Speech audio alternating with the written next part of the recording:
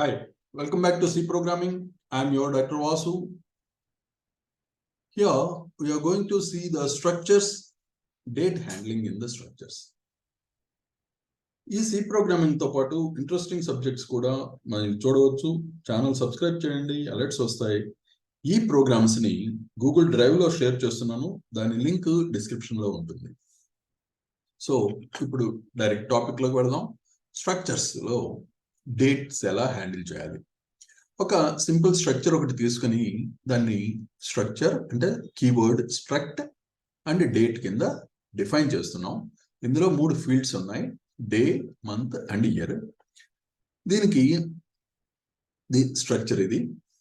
దీన్ని డేట్ ఒక variable joining date అనేది తీసుకుని అది అంటే ఎక్స్ అనే వేరియబుల్ ని ఇంటిజర్ అయితే ఇంట్ ఎక్స్ అని ఎలా డిక్లేర్ చేస్తున్నామో అలాగే ఇక్కడ ఈ వేరియబుల్ జాయినింగ్ డేట్ తీసుకున్నాం. ఈ జాయినింగ్ డేట్ ని స్ట్రక్చర్ డేట్ టైప్ తో మనం డిక్లేర్ చేస్తున్నాం. ఇప్పుడు సపోజ్ డేటా కనుక మనం చెయ్యాలి అనుకున్నప్పుడు ఒక్కొక్క డేటా ఎలిమెంట్ ని అంటే ఈ ఫీల్డ్ కి సంబంధించి 3 ఫీల్డ్స్ ఉన్నాయి కాబట్టి ఈ 3 ఫీల్డ్ కి సంబంధించి ఒక్కొక్కటి తీసుకుని మనం దాన్ని అసైన్ చేయొచ్చు. ఎలాగంటే మన variable name joining date dot day ఈ ఫీల్డ్ నేమ్, అలాగే month dot month 6 dot year. ఈ విధంగా మనం డిక్లేర్ చేసి అసైన్ చేసినప్పుడు డేటా అంటే ఇనిషియలైజ్ చేస్తున్నాం. ఇలా ఇనిషియలైజ్ చేసినప్పుడు ఆ డేటా ఇలా స్టోర్ అవుతుంది.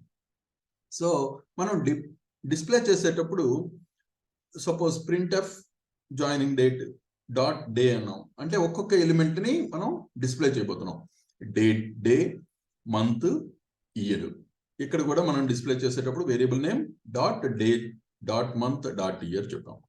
సో ఇప్పుడు కంపైల్ చేసి ప్రోగ్రామ్ కనుక ఎగ్జిక్యూట్ చేస్తే మనకు వచ్చే అవుట్పుట్ ఎలా ఉంటుందంటే joining day, month, year separate గా చూపిస్తుంది.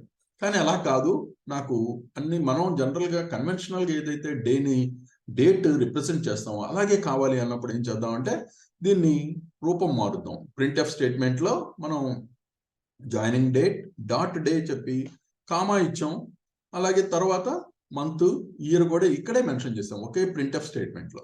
సో జాయినింగ్ డేట్ ఏమవుతుంది, ఇలా డిస్ప్లే వస్తుంది 15/6/22. ఈ డేట్ మనకి ఇక్కడ డిస్ప్లే వస్తుంది అనమాట. అలాగే ఇంకొక చిన్న ఎగ్జాంపుల్ చూద్దాం. ఇప్పుడు ఒక డేట్ చెప్పాం, స్ట్రక్చర్ డేట్ అని డిఫైన్ చేసాం, దాని స్ట్రక్చర్ ఇది. ఇప్పుడు ఇందులో 3 ఫీల్డ్స్ ఉన్నాయి సేమే. ఇక్కడ మనం ఇనిషియలైజ్ చేసే విధానం ఇంత క్రితం లాగా ఒక్కొక్క ఎలిమెంట్ తీసుకొని ఇందులో ఉన్న ఒక్కొక్క ఎలిమెంట్ తీసుకొని దానికి అసైన్ చేయొచ్చు. అవసరం లేకుండా కర్లీ బ్రాకెట్స్ లో ఈ ఎన్నైతే ఫీల్డ్స్ ఉన్నాయో అన్ని ఎలిమెంట్స్ ని కామా సెపరేషన్ తో ఆ ఎలిమెంట్స్ వాల్యూస్ ని మనం ఇచ్చినప్పుడు ఆ డేటా అన్నది ఈ వాల్యూస్ అసైన్ అవుతుంది. అంటే ఇక్కడ పర్చేస్ డేట్ అనే వేరియబుల్ లో ఈ 3 ఫీల్డ్స్ వాల్యూస్ మనం అసైన్ చేసాం. సో ఇనిషియలైజ్ చేసినప్పుడు ఈ డేటా ఇలా ఈ విధంగా స్టోర్ అవుతుంది. సో ఇప్పుడు మనం డిస్ప్లే చేసేటప్పుడు మన కన్వెన్షనల్ డేట్ మెథడ్ లో purchase date dot day dot month ఇలా ఇచ్చాం 3 ఫీల్డ్స్. ప్రోగ్రామ్ కంపైల్ చేసి ఎగ్జిక్యూట్ చేస్తే మనకి పర్చేస్ డేట్ అనేది ఇలా వస్తుంది 10/5/98.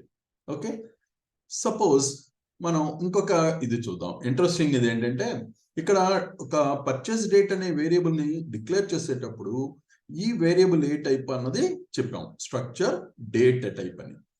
దాన్ని ఏం చేద్దామంటే ఒక చిన్న మోడిఫికేషన్ తో ఇక్కడ పర్చేస్ డేట్ అని ఇక్కడ డైరెక్ట్ గా ఈ కర్లీ బ్రాకెట్స్ తర్వాతే మెన్షన్ చేసేసాం.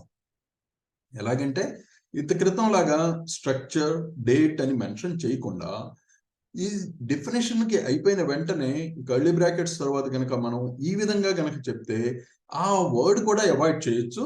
డైరెక్ట్ గా ఇది పర్చేస్ డేట్ అనేది ఈ స్ట్రక్చర్ డేట్ టైప్ అవుతుంది డైరెక్ట్ గా. అంతేకాకుండా మనం డేటా కూడా ఇక్కడే అసైన్ చేయొచ్చు. ఇక్కడే ఆ వాల్యూస్ 3 ఫీల్డ్స్ కి సంబంధించిన డేటాని ఇక్కడే అసైన్ చేసేసాం. సో ఈ విధంగా అసైన్ చేసినప్పుడు ఆ డేటా ఇలా వస్తుంది. దాని డిస్ప్లే మనం ఈ విధంగా చూడొచ్చు. పర్చేస్ ప్రింట్ఎఫ్ స్టేట్మెంట్ ద్వారా ఈ డేట్ ని ఈ విధంగా చూడొచ్చు. సో ఈ విధంగా మనం డేట్ హ్యాండ్లింగ్ అనేది చేయడం జరుగుతుంది. అలాగే ఇంకా different types of data elements ఉన్నప్పుడు స్ట్రక్చర్లో ఎలా చేయాలో నెక్స్ట్ వీడియోలో చూద్దాం. ఇందులో మీకు ఈ టాపిక్లో బాగా అర్థమైంది అనుకుంటున్నాను. ఏమైనా డౌట్స్ ఉన్నా, కామెంట్స్ ఏమైనా ఉన్నా కామెంట్ రూపంలో తెలపండి.